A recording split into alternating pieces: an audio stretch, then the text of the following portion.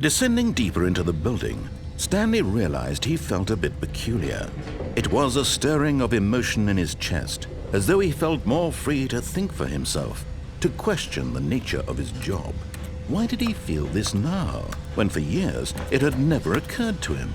This question would not go unanswered for long.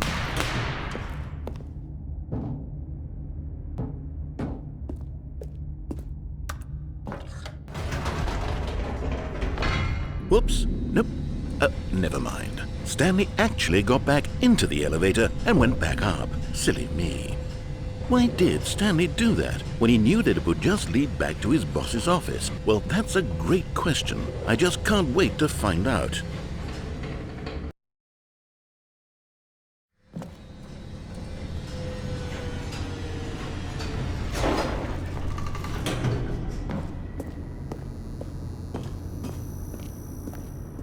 Here we are, Stanley. It's your boss's office. Exactly the way it was before you got onto the elevator. It's still just exactly what it is. What a decision you've made to come up here and look at the office again. This has fleshed out the plot of the story in new and fascinating ways I could have never anticipated. It's that keen eye for storytelling that you have, an incisive rapid fire of critical plot points, one after the other, weaving a rich tapestry of uncompromising narrative. Wow! I'm bolted to the edge of my seat.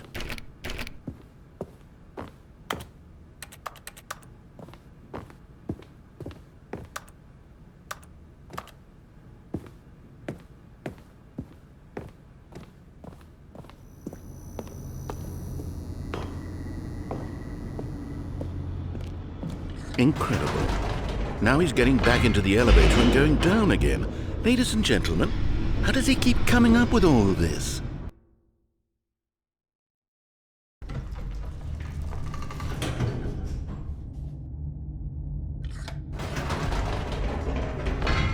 Did you think we were going to go forward down the spooky corridor? No.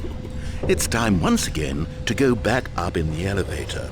I can't even begin to grapple with what might be up there. Is it the boss's office again?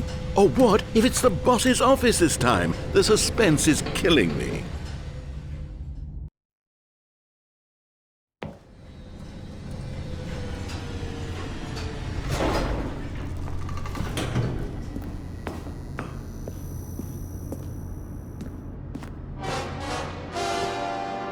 Oh my God, it's the boss's office.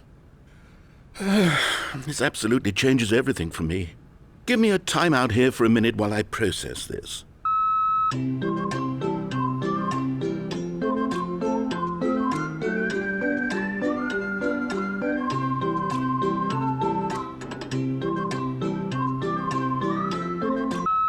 Okay, I'm ready. I'm prepared to embrace this stunning revelation and to move forward with... No, wait. No, I need more time to process.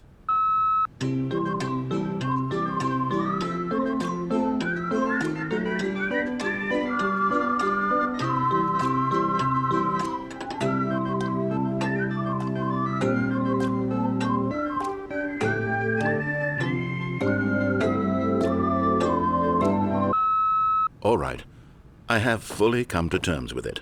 I have made space in my worldview for this astonishing new reality. As before, I turn to your expert eye for gripping narrative, Master Stanley.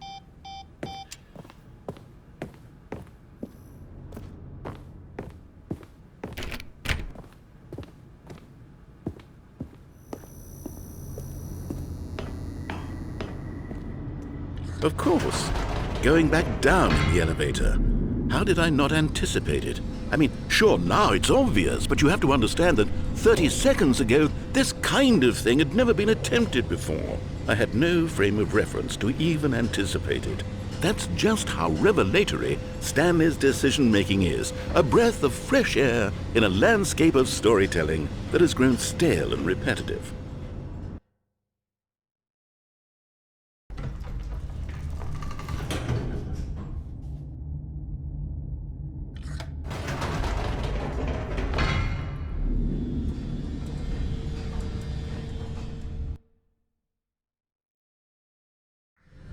You know what? I've just thought of something. Hold on, let's stop for a moment. Don't you realize? It's the anticipation, Stanley. You and I, we have no way of knowing what will be at the top of this elevator, but the suspense, the agony of waiting and anticipating and having to guess, that's the real thrill. Oh, I simply don't want to let that feeling go. It's so precious, so fleeting. Why don't we take this elevator ride nice and slow? There we go. Isn't this so much more exciting? You know, Stanley, it seems like nowadays the only thing that audiences want is to be shocked as loudly and frequently as possible. They want big, explosive moments flung right in their faces from the very moment that things get started. But where's the tension? Where's the trust in the audience to build a slow and nuanced appreciation for the story, the characters? Why aren't we given time to imagine the surprises, to have to think and to anticipate and then to marvel at the eventual reveal?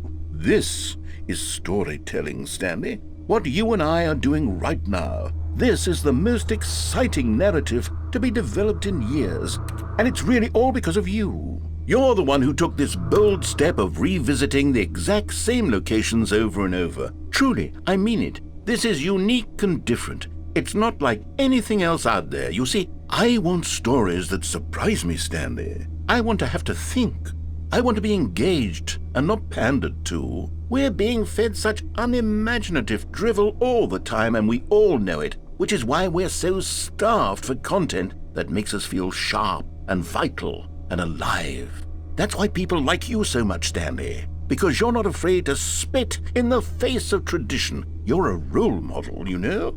People look up to you. Which is why, oh, I didn't know when to spring this on you, but, well, I've gathered a little press conference for you so that you can talk about your work and your storytelling and your life.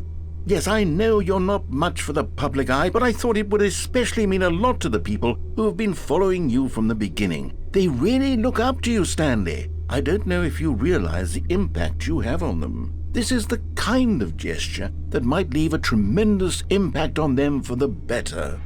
Oh, good, we're here.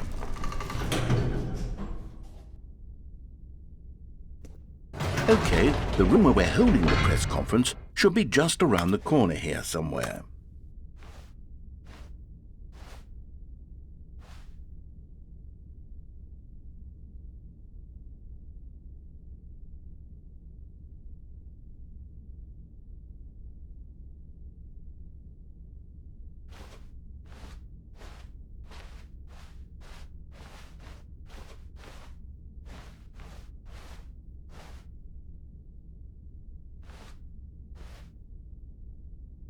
Ah, yes, here it is, just through this door.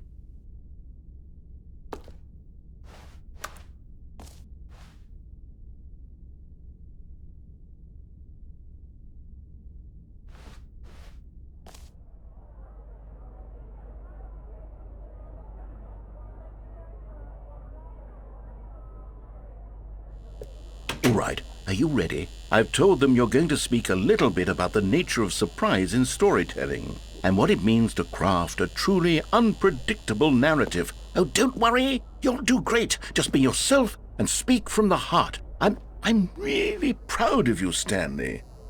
Okay, it looks like they're ready for you. Go get 'em.